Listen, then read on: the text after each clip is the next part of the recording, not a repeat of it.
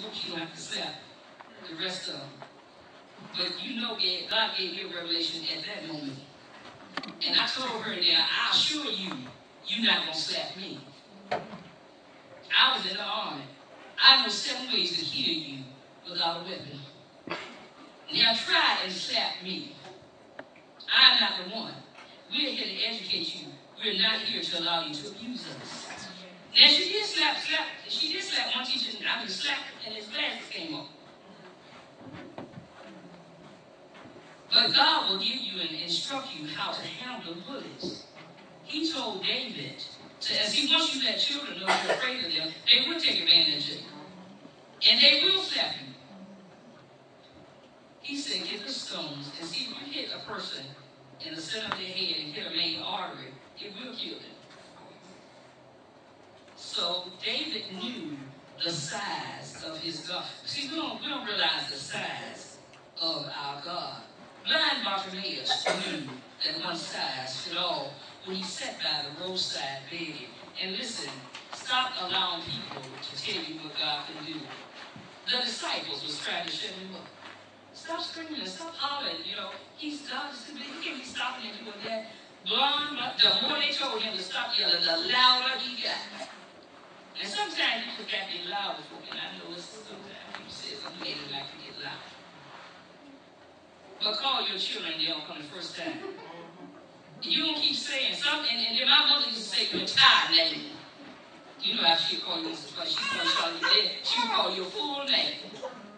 And you know, and back then, the children do it now, but when me and Sister Lonnie was coming up, you couldn't answer your parents from another room.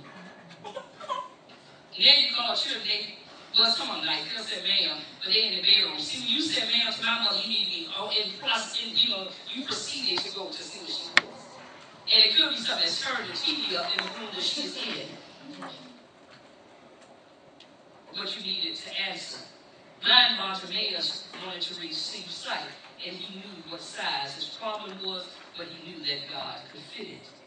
The man that sat by the pool of Bethesda knew what size his problem was, knew that no human man would help him into the pool, but he knew that Jesus was the size that he needed. When Jesus said, take up your bed and walk, nobody had to put him in the pool. He didn't have anybody in trouble. All he had to do was get up and walk. You need to know what size your God is. And since this is tax season time, when Peter had to pay taxes, and they commanded that the disciples pay taxes, they inquired of Jesus what to do because they knew Jesus is bigger than tax and bigger than the IRS. And so Jesus said, look, go to the sea and take it, the first fish that you get, and there you'll find a piece of money. Take it and pay the tribute. Now these are examples that are biblically recorded, but we've got some examples in this church. When Mother Slaughter was in the hospital, she knew what size God was. When my husband was diagnosed with cancer, and I'm going to tell y'all, it was a struggling time for me. But when he was diagnosed with cancer, I remembered who God was. And I remember the same God that healed me from cancer. And they thought I had cancer like 2-3 years ago, and they went in and tried to do local location. And then, because they had these big needles, they stick to make sure the nodules stayed in place during the surgery. And Mother Slaughter, I stand to tell you, when they called for me because I was late going up to surgery. And they said, look, where is, and I was at Andrews Air Force Base then, and they said, look, where is Ms. Lawson? Because she was supposed to have surgery at 10 o'clock. It is now 11:45 and she's not in the surgery room, and we have other surgeries scheduled. They were still trying to find the nodules. And they kept going back to Ms. Lawson, looking at x-ray, looking at this, looking at x-ray, looking at.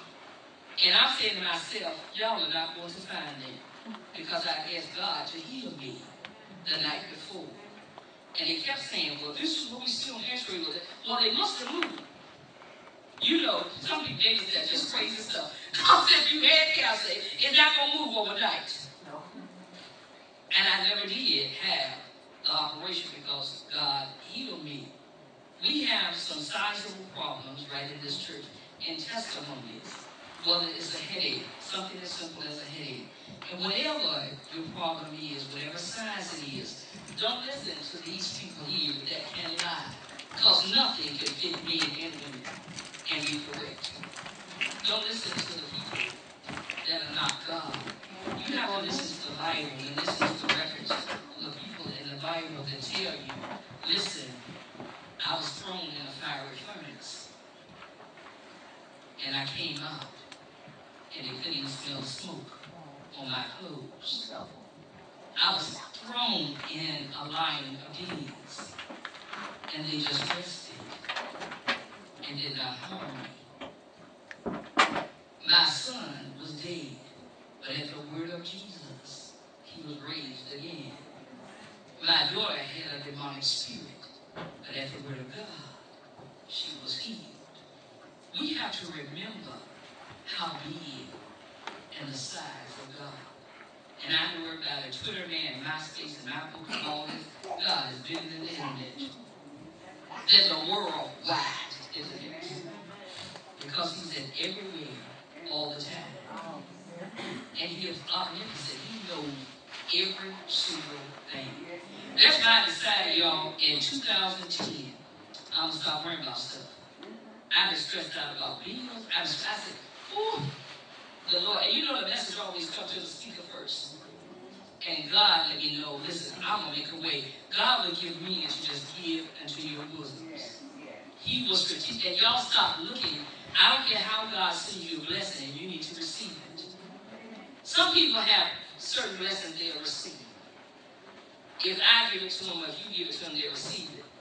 If somebody out there on the street walk up and they drunk and all that, and they might say, here's